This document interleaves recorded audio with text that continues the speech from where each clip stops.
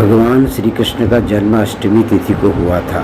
इस बात का प्रमाण यह है कि प्राचीन काल से आज तक श्री कृष्ण जन्माष्टमी अष्टमी को ही मनाई जाती रही है।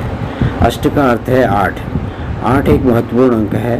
यूँ तो हर अंक का अपना अलग महत्व है, जिस प्रकार प्रत्येक मनुष्य का अपना महत्व है, परंतु कुछ को हम महत्वपूर्ण व्यक्ति की संज्ञा देते हैं। 8 के महत्व को समझने से पहले 6 के महत्व को समझना पड़ेगा।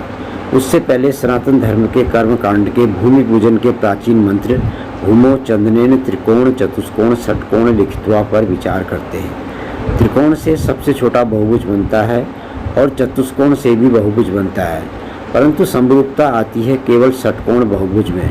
किसी भी आकार के षटकोण बहुभुज में आप पाएंगे कि षटकोण बहुभुज के परिमाप और उसके सबसे बड़े विकर्ण का अनुपात ठीक संख्या 3 होता है। इसके बाद आप कितना भी अधिक कोण या भुजाओं वाला बहुभुज बना लो, यह अनुपात 4 तक कभी नहीं पहुंच पाता। हमेशा अनुपात में 3 और दशमलव के बाद अनंत तक अंक आएंगे और गणना कभी समाप्त नहीं होगी। षटकोण के बाद अगला समबहुभुज अष्टकोण अर्थात अष्टभुजाओं वाला अष्टबहुभुज है।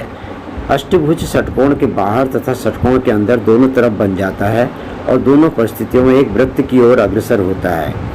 अनंत कोटि ब्रह्मांड नायक के जन्म की तिथि यही अर्थात 8 अर्थात अष्टमी है।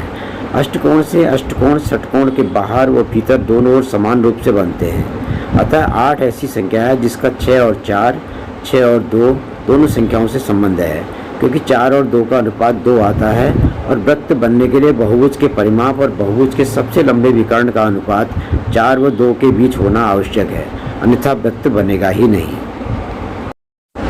इस प्रकार 8 स्वयं सिद्ध और संपूर्ण माना गया है। 8 के अभाव में 2 भी संपूर्ण है, क्योंकि मुख्य रूप से 2 विपरीत दिशाएं हैं जो रेखीय संपूर्णता को दर्शाती हैं, जबकि 8 गोलीय संपूर्णता के अनुसरण को इंगित करता है। षष्ठी बहुभुज की तरह है। यह संपूर्ण गोल कभी नहीं हो सकती, बल्कि इसका काम संपूर्णता की ओर अग्रसर होना है, क्योंकि संपूर्ण गोल तो ईश्वर का स्वरूप है। जितनी यह सृष्टि बहुभुज बनकर फैलती है, वृत्त बनकर ईश्वर इससे आगे निकल जाता है, अर्थात संपूर्ण गोला बनकर, और जो ही सृष्टि सिकुड़ती है, ईश्वर संपूर्ण गोल हो जाता है और बहुभुज के भीतर की ओर। इस प्रकार से सृष्टि अर्थात बहुभुज, ईश्वर अर्थात वृत्त अर्थात गोलीय स्वरूप का अनुसरण करती है। रसायन विज्ञान भी मुख्यतः 2, 4, 6 और 8 पर आधारित है। संत तुलसीदास ने श्री रामचरितमानस में कपि अर्थात श्री राम भक्त हनुमान जी के बारे में यह वर्णन किया है। जस जस सुरसा बदन बढ़ावा, तास दून कपि रूप दिखावा, सत जोजन तेहि आनन कीना, अति लघु रूप पवन सुत लीना। अर्थात लंका को जाते समय सुरसा नाम की राक्षसी ने हनुमान जी को रोकने के लिए अपना पूरा प्रयास किया। वह जितना अपना आकार बढ़ाती थी, हनुमान जी उससे बड़ा रूप धर लेते थे। तब सुरसा ने 100 योजन का आकार ले लिया, तो हनुमान जी अति छोटा रूप धरकर सुरसा के मुंह से बाहर निकलकर लंका में प्रवेश कर गए।